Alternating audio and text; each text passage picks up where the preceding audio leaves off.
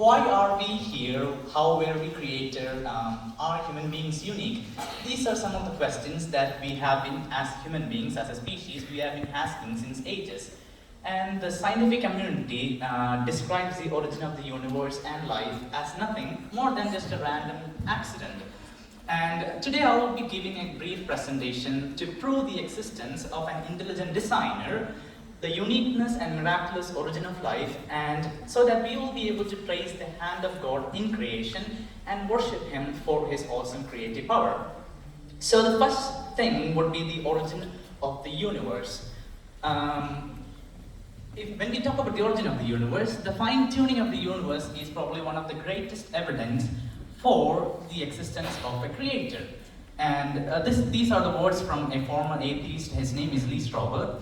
He said, he's a former atheist scientist. He said, to continue in atheism, I would need to believe that nothing produces everything, non-life produces life, randomness produces fine-tuning, chaos produces information, unconsciousness produces consciousness, and non-reason produces reason. I simply didn't have that much faith. So, to believe in naturalistic evolution requires more faith than to believe in the Bible. And we always should have a causal agent because as Stephen Hawking and Roger Penrose, when they produced their first theorems of general relativity, based on this, space and time dimension must have had a beginning. This is what scientists figured out in the 1970s, 80s, that space and time should have a beginning. Before that, we thought that the universe was eternal. But from this point onwards, scientists started believing that it was not eternal, it had a beginning.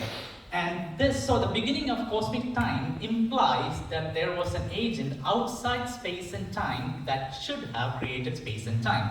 So the beginning of cosmic time implies that a causal agent outside the universe should exist to bring the space, time, and matter, energy into existence. And when we look at the exquisite fine-tuning of the universe, the Earth, for example, the Earth spins and circles the Sun around its imaginary axis. If you look at the Earth, it is tilted 23.5 degrees.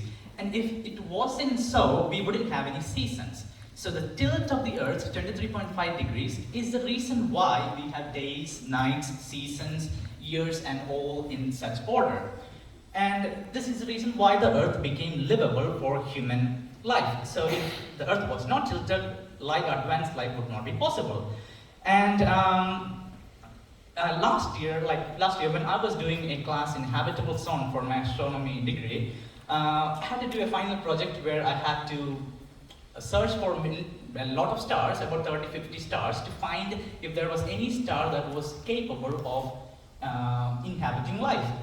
But finding a habitable planet was so much difficult, and the universe has been exquisitely fine-tuned to sustain life. And the natural world reveals the hand of an intelligent designer in the genesis of life.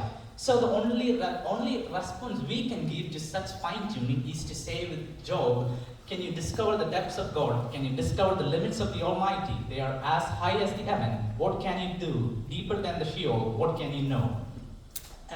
So all we can do after looking at the universe is to praise God for His fine-tuning of the universe. And if we look at the electron orbits, this is what an astrophysicist, his name is Dr. Hugh Ross. He said even things as mundane as electron orbits about atomic nuclei or nuclear ground state energy levels of various elements fall within remarkably narrow limits of possible existence. Such apparent fine-tuning suggests at least the possibility of prior planning and purpose. So when we look at electrons, even the electrons orbiting the atom, that shows that there was a planning behind it. It just cannot come by accident. There should have been a planning which reveals the hand of God. And the next thing that reveals the hand of God is the expanding universe. We discovered that the universe was expanding in the 20th century, but the Bible said that through Isaiah the prophet 3,000 years ago. And God stretched out the heavens, says the Bible. And a cosmos expanding is not the only factor that tells us there is a God, but the speed at which the universe is expanding also shows that there is a God. Because if the universe is expanding any slower, we would only produce neutron stars and black holes. Our star is not a neutron star, our sun is not a neutron star. So if the universe was expanding slower, we would not have stars like sun.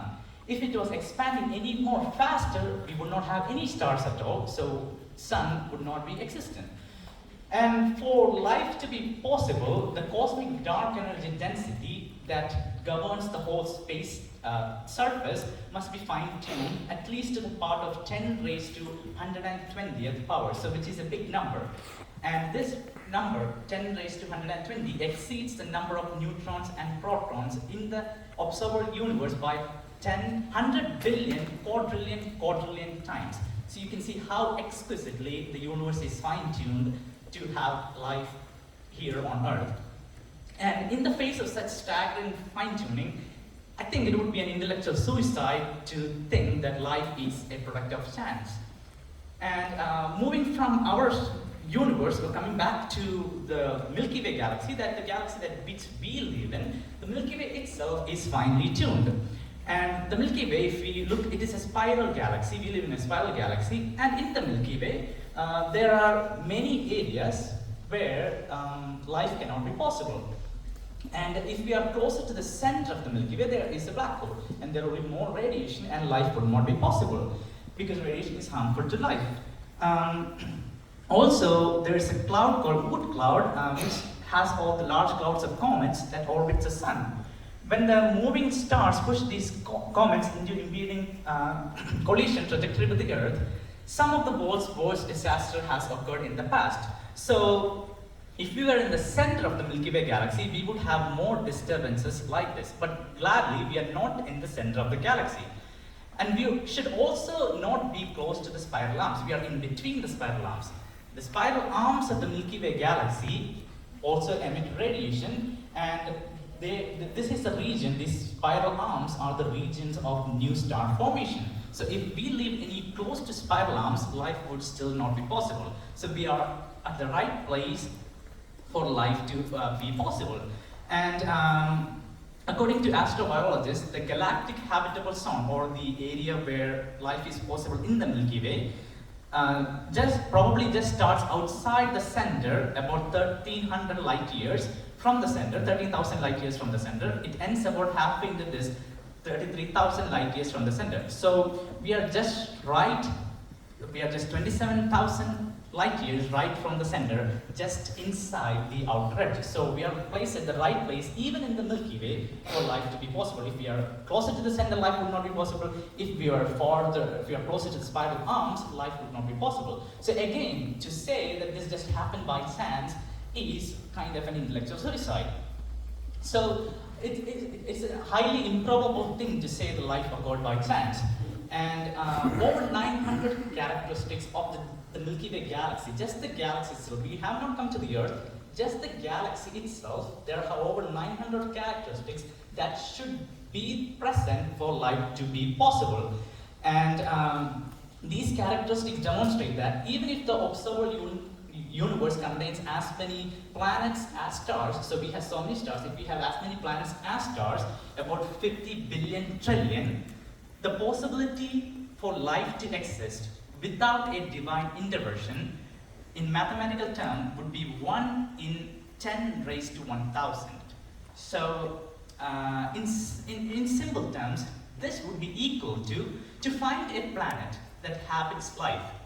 This would be equal to at least 10 raised to 850 times least likely than the possibility that a blindfolded person could pick a single marked electron, randomly shoved into tightly packed piles of electrons that fills the entire universe on the first try. So if the universe is filled with electrons and the blindfolded person is asked to pick an electron that is specifically marked in the first try, that's how difficult it is for life to exist. That's how, even existence of life is least likely than that. So still, they tell us that we believe in fairy tale, and I'm wondering what requires more faith.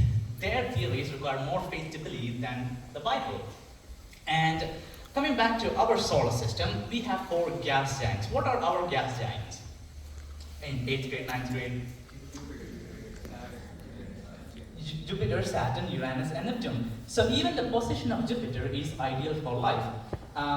Two teams of astronomers have shown that even the slight change in the orbital feature of any of these solar gas giants would mean that life would not be possible on Earth. Not just Earth.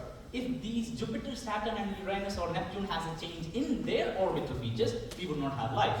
And astronomers can be confident that no possible life will exist in the vicinity of extrasolar stars unless it possesses a planetary system that closely matches that of Jupiter, Saturn, Uranus, and Neptune. So we see always this space agencies spending billions of dollars to find extra terrestrial organisms. So they can stop looking for those things, because if the stars in the other galaxies does not have a orbital system that looks like ours, if they do not have a Jupiter, Saturn, Uranus, or Neptune, life would not be possible. So instead of spending billions of dollars, they can just look for gas giants. If they don't find gas giants, that means life would not be possible there. Advanced life would not be possible there.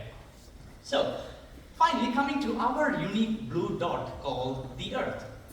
Now we have something called escape velocity. And if we are sending a rocket to the space, the rocket should be at a specific speed to escape our atmosphere. Otherwise, our atmosphere will pull it down. So the escape velocity should also be fine-tuned, because we have harmful gases like methane and ammonia. Since we have a specific escape velocity, these harmful gases escape the atmosphere. But oxygen, which we require for survival, where they could not escape the atmosphere because their escape velocity their velocity did not match with the escape velocity of the Earth. And looking at the seas, life requires the right amount of water in the seas for life to be possible. Not just the right amount of water, even the salt concentration in the seas should be appropriate for life to be possible. So to say that just some random occurrences cause the right concentration of salt is beyond absurd. And we also know that we have something called plate tectonics for our Earth. And for plate tectonics to occur, we need the right quantity of elements called uranium and thorium. If we do not have the right quantities of uranium and thorium, plate tectonics would not be possible and we would not have life. And in the inside core of the Earth, there's iron core that generates magnetic field. So inside the Earth we have iron core that generates a magnetic field, and this magnetic field protects our Earth from cosmic radiation and also solar radiation. We have ozone layer that protects us from UV rays. So if we did not have this iron core, we would not have these life possible. We will be affected by the harmful radiation of the harmful cosmic radiation, and also the harmful radiation from the sun. So again, if you look at the mathematics, the chance of a single planet, just one planet, in our universe to possess all the necessary qualities for advanced life are more than the projected number of electrons in the universe. So that's how incredibly difficult it is for or the universe to harbor life. Yet, we still look for life. The irony of the situation is, a 9-month-old baby in the womb of a mother is not a life, but an atom in Mars is life, and we would spend billions of dollars to save those kind of lives. And so the cosmos, the Milky Way galaxy, and also the relationship between Moon and the Earth shows that these all things were pre-planned and extremely fine-tuned by an intelligent designer. So when we look at them independently, each one looks to be exceedingly implausible to happen just by random chance. So when all these factors are considered together, the likelihood of random chance becomes so small that it is inconceivable, we can just ignore it. And so nobody can deny, even scientists cannot deny that there wasn't any miraculous intervention. So they probably would not call it God, but there is the presence of a miraculous intervention. So the inception of life was only conceivable because of endless fine-tuning, suggesting the intentionality of life's origin. So this fine-tuning tells us that it was purposefully made for human life to exist. And now we also have something called laws. You have all heard about the physics laws, right? We have the speed of light. Speed of light is constant. And Jeremiah, Jeremiah 33:25 says, "This is what the Lord says: If I have not established my covenant with the day and the night, and the fixed order of heaven and earth." So Jeremiah said this back like 3,000 years ago. He said the laws of heavens are fixed, and scientists discovered just the same. Astronomers see the abundance of elements and density of matter and energy wherever they look in the universe. So all the physical laws in the universe should be uniform for life to exist. So life also requires that virtually all constants of physics must remain fixed to an extremely high degree throughout cosmic history. So throughout the history of the universe, these laws of physics should remain constant. And the Bible said it is constant when Prophet Jeremiah said this 3,000 plus years ago. And one of my favorite verses, in Psalms, the heavens declare the glory of God. How can we see the glory of God from heaven unless we can see the heavens in the first place? So the perfect place theory is also something that tells us we have been specially created. One should be able to see the heavens to see the glory of God. And we are in a perfect place to see the cosmos. At any other location in our Milky Way galaxy, our view of the cosmos will be blocked by gas, dust, nebulae, nearby stars, star clusters, or galactic arms. In every other location in our Milky Way, knowledge of the deep history and structure of the universe would remain hidden. Only from Earth can humanity see the magnificence of all cosmic creation. So if we were in any other place, we would not be even able to see this cosmic creation. So the fact that we are specifically placed at a perfect place to be able to see this cosmic magnificence tells us that God wants us to see this. So when we can see it, we can thereby glorify God. And the more amazing thing to me is that the one who created this magnificent universe, the one who calls each star by name, willingly died on the cross so that people who trust in him would be called the children of the Most High. So to be called the child of God who calls each star by name is a magnificent thing. And for me, this is agape love. So coming to the human beings itself, we have heard the concept of imago Dei, or the image of God. Human beings are created in the image of God as opposed to evolving from some kind of bacteria or chimpanzees out there. And one of the things that helps us to see that human beings are specifically designed is a principle called homochirality. And the origin of life is a very contentious issue. Evolutionary scholars argue that the origin of life was a consequence of time, randomness, biological process. But when we look at proteins, which are made of only 20 distinct kinds of amino acids, these proteins are the fundamental constants of all biological systems. And for each of these proteins, these amino acids must be organized in a precise sequence. Proteins cannot be assembled until all chiral amino acids are either 100% left-handed or 100% right-handed. Similarly, even our DNA and RNA cannot form until all pentose sugars are completely either left-handed or right-handed. And even polymers with same handedness, either left or right, is required for life to exist. The difficult thing is not making the amino acid. The challenging element is obtaining the correct arrangement. So, as Dr. Hugh Ross points out, no known natural mechanism exists on Earth, past or present, for generating this level of homochirality. So, to say that we got this protein from, one of the theories is that it was implanted here from another planet, but we looked at the whole Milky Way. There is nowhere in the Milky Way where it shows this level of homochirality. And the lack of discernible natural mechanism for generating homochiral, same-handedness, amino acids and pentose sugar remain devastating blow to the naturalistic models. So the absence of significant concentration of prebiotics on Earth or anywhere in the Milky Way galaxy appears to rule out the possibility that life just came out of random spontaneous generation, because there is no place even in the Milky Way where we see this level of homochirality or we see this level of abundant elements. And if we look at the other animals, birds and mammals, there's something interesting. we all, when we look at them, we see that they were specifically designed to serve human beings. We all know that birds and mammals were created before human beings. Even if you are a young earth creationist or old earth creationist, you will know that birds and mammals were created before human beings. These mammals and birds seem much better designed to meet our needs than their own needs. So evolutionary models are hard-pressed to explain why all these creatures were so wonderfully designed to benefit human beings. So since human beings were created later, how would we explain the creation of other birds and mammals that were specifically created for helping human beings than helping themselves? That it shows that there is a designer that created these things for human purpose.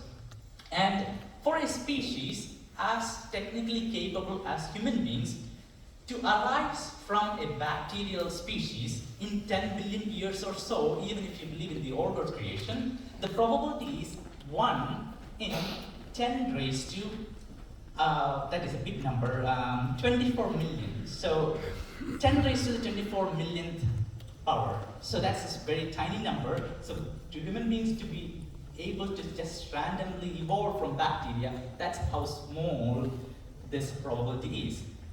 And another thing that we have realized lately in the 20th century, 21st century is about the one ancestor theory. The Bible tells us we are all descendants of one man Adam and one woman Eve. We humans inherit mitochondrial DNA exclusively from mothers.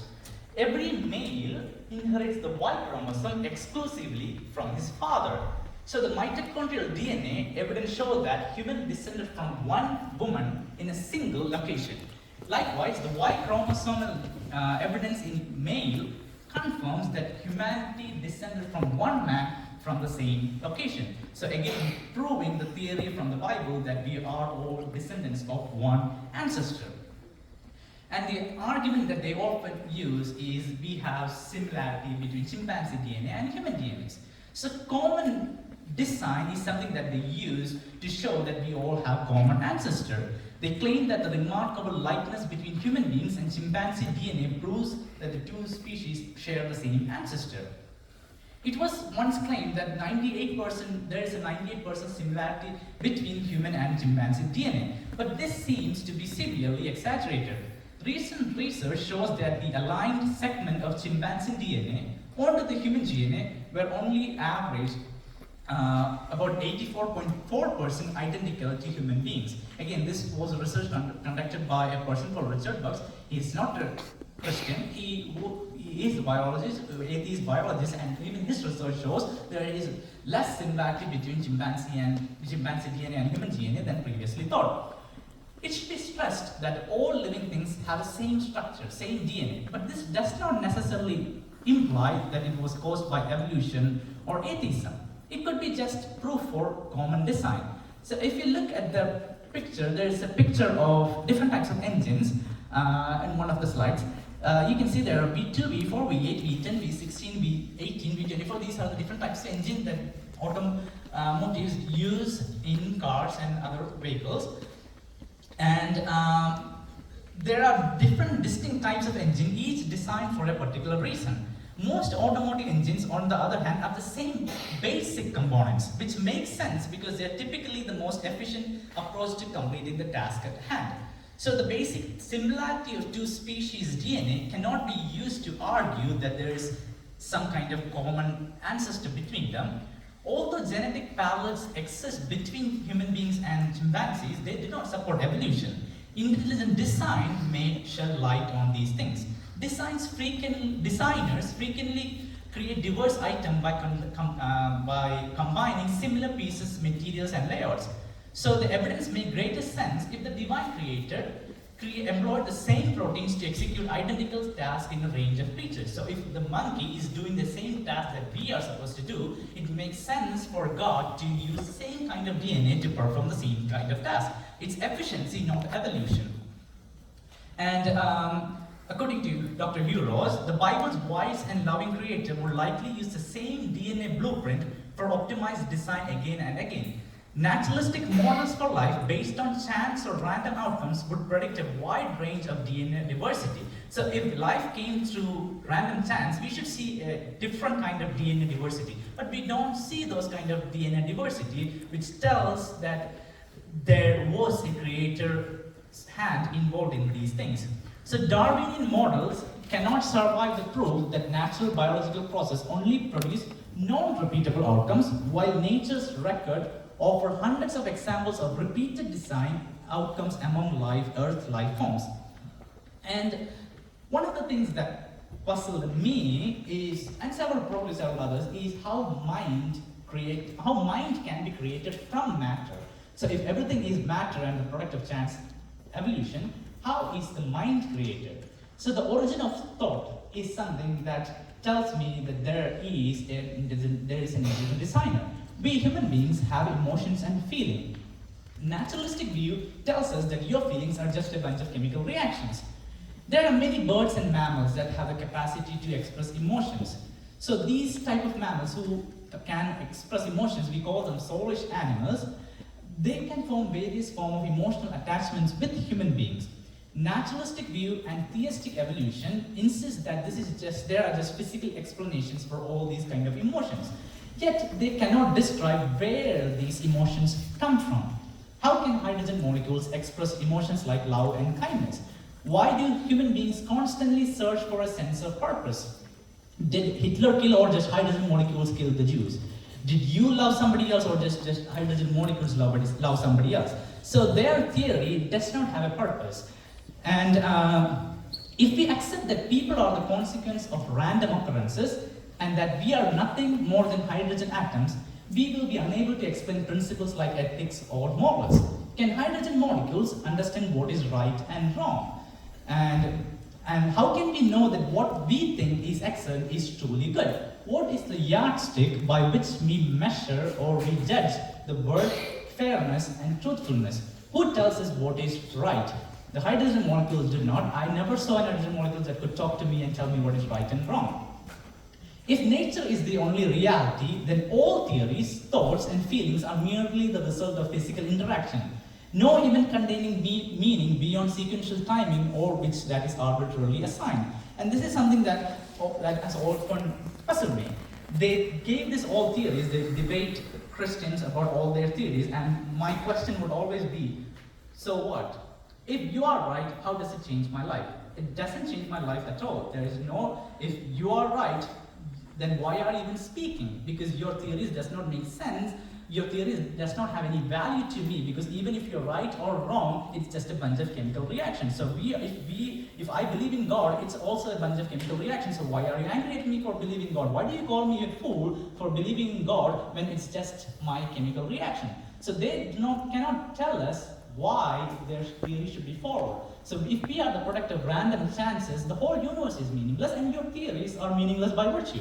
So your theories are meaningless, and why are you spending billions of dollars to prove your theories, and why are you spending countless amount of times to convince Christians or try to call Christians fools for believing in the Bible, when by the definition of your theory, everything is meaningless, and your theories are meaningless as well.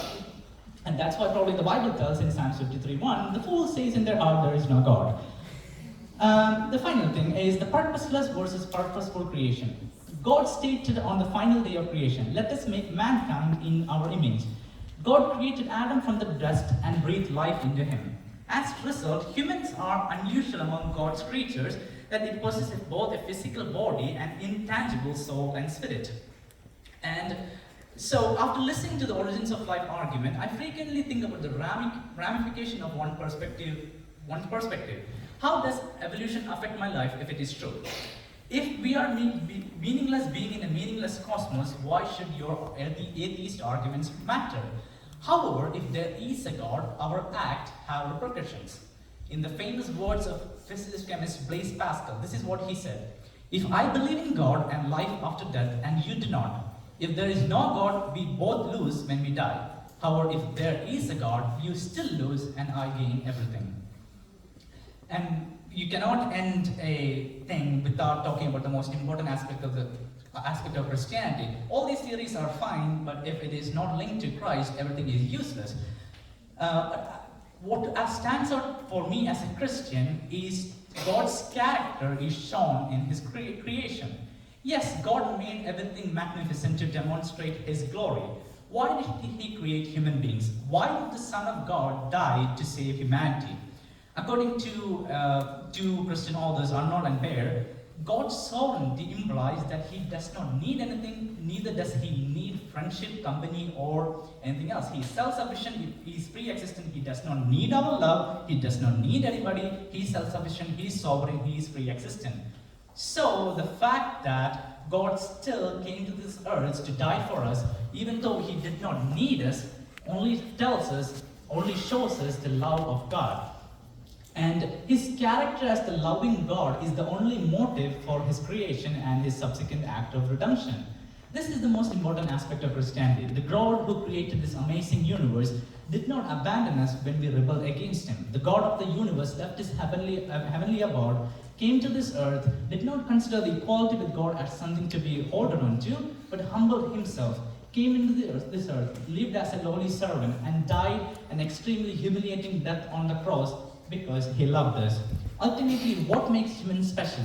It is that the Son of God gave His life to redeem the fallen humanity. He did not choose us because we are special, but we are special because He chose us. And why is the genesis of life so important? As Dr. Hughes says, what's at stake is who or what determines the meaning of life.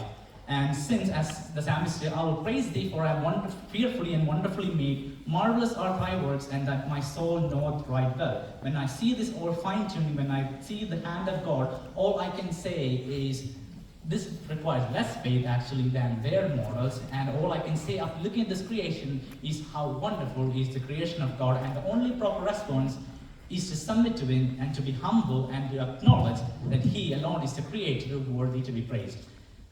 Thank you so much for listening to me. If you have any questions, you can ask those questions now.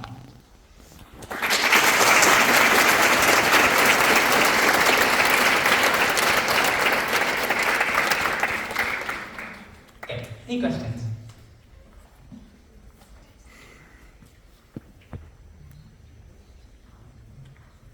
Yes. How do animals serve humans? Because when we look at many birds and animals, we realize that their design mechanism serves human beings better than themselves. So, for example, human beings created mules by combining horse and donkeys. And horse has specific purpose that only makes sense if human beings are using it, because they do not need those skills for themselves.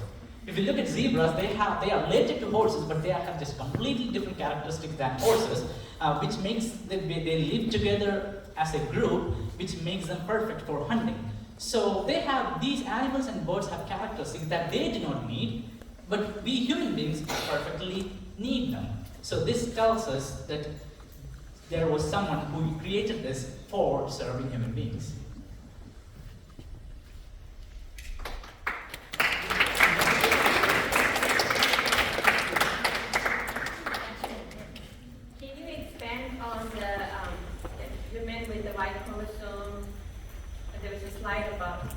The mitochondrial DNA? Yes. Yeah. So, mitochondrial DNA, we inherit that just from our mothers. We do not inherit them from our fathers.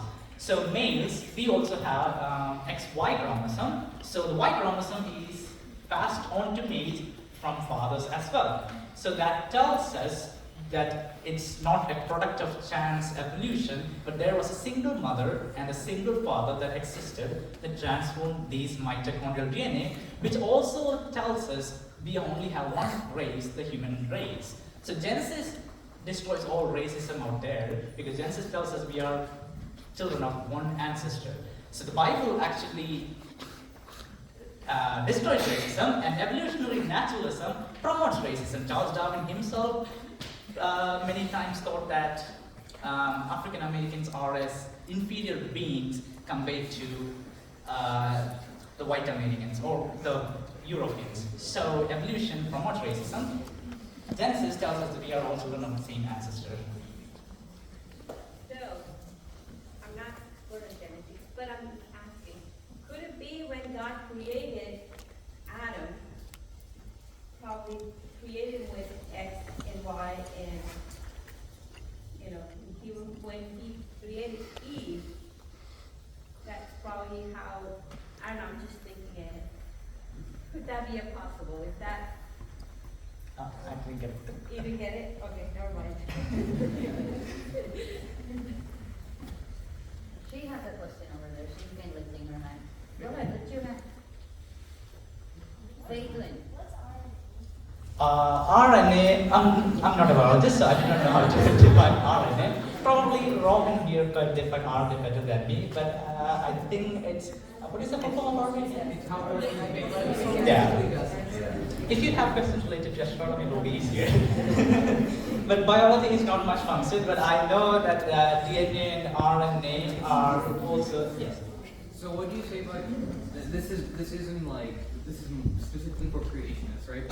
What are your thoughts on old Earth creationism and young Earth creationism? So my thoughts on old Earth and young Earth creationism is somewhere right in the middle. So when I read Genesis, it tells me that on day 4 God created the stars and the cosmic things, stars, sun, and all the heavenly bodies. So God, in Genesis it says, God created the suns, the stars and suns to mark seasons and times. So from day 1 to 3, if we did not have a sun or a star to mark years, that tells me day 1 to 3 did not follow the same length of day that we have from day 4. Because sun, if we follow Genesis literally, sun was created on day 4. So from day 4 we have seasons and years, but day 1, 2, 3 we did not have sun, so we did not follow the same pattern. So another argument is, human beings were created on the 6th day. So we follow our calendar, God follows his calendar, and his calendar is completely different from our calendar, because the Bible says what was the verse? I forgot the verse. 1 day is like 1,000 years. So for God's calendar, our calendar came after we were created on day 6. So day 1 to 5 is based on God's calendar. And Paul says in Hebrews that God ended his rest on the 7th day, and we have a rest as well. That means the 7th day has not yet ended yet. If the 7th day is 6,000 years long, it could be possible that the first 5-6 days are also years long. So I'm somewhat in the middle. I believe that humankind started existing like 6,000, 7,000 years ago, but the universe could be as long as it can be, because the sun was created on 4th day, so the human calendar can technically only start on the 4th day. So the first 3 days can be any number of years. So I'm right in the middle there. So basically, are you just saying like, it's not really a salvational issue? It's not a salvation issue unless if someone says God cannot create in 6 days. If that is the point, then it becomes a salvation issue. And if you're underestimating God's creative power, that he can't create in 6 days, if you believe that, that becomes a salvation issue. And also for me, I would always ask, what are you defending your faith on? Is your faith on the fact that Bible somehow fits into scientific theories? So what if science changes? Will you change your theory? Will you change your belief in God? All the old earth creationists, I respect their theories, and if they came to Christ, like Dr. Hugh Ross, he came to Christ by believing in old earth. I'm glad that he came to Christ in that way. My physics professor, he was a Hindu. He came to Christ not by reading Bible, but by just learning physics. So if you come to Christ based on that, I'm so glad. But if your faith is dependent on the fact that Bible somehow fits into scientific theories, my question is, if the science changes like it does every 100 years, will you abandon your faith? So I would put Bible as the objective truth over everything else. I should take one more question from Alex and then we'll stop. So how do you respond when someone, so as the facts say that everything was a bunch of different small chances occurring at once? So how do you refute someone who says that every planet, every star is an example of multiple chances trying to happen, but they don't work? So how do you refute someone saying that there is billions, like those billion outcomes that exist, but we were the one outcome that worked? That is, if we look at the mathematical possibility, it's just impossible. The probability is so small that even scientists believe that if the probability is 1 in 10 raised to negative 5 50,000 or something, it's a no. That's what some of the mathematicians believe. So the probability of life to exist by random chance is even less than that. So by the mathematical theory itself, life by random generation is impossible. And how to talk with people who believe in this thing, it's a difficult task. That's why you need the Holy Spirit to tell you the right thing at the right time. Some people, you might need older scientist perspective. To speak to someone in Africa or India, if you go with your older theory, they will not understand a thing. So you should ask the Holy Spirit to guide you to say the right thing at the right time. And as Dr. Hugh Ross admits, even his theory, only a few % of the people would believe. If you're a young earth creationist, only a few % of the people would believe, because only 8 people out of a billion got saved during Noah's time. So the chances are very few. We have, even if we give the best theories, only a few people will believe, because the Bible says Satan has blinded the eyes of the unbelieving. So unless they come to Christ and the veil is removed, it's difficult things. The best thing to do is, as Jesus said in Luke, in the Gospel of Luke, do not be worried about what you would say, but the Holy Spirit will give you the right word at the right time, and He knows how to touch people. So what you have to do is to be filled with the Holy Spirit, so that He will help you to say the right thing at the right time. So without Him, it's impossible to convince anybody.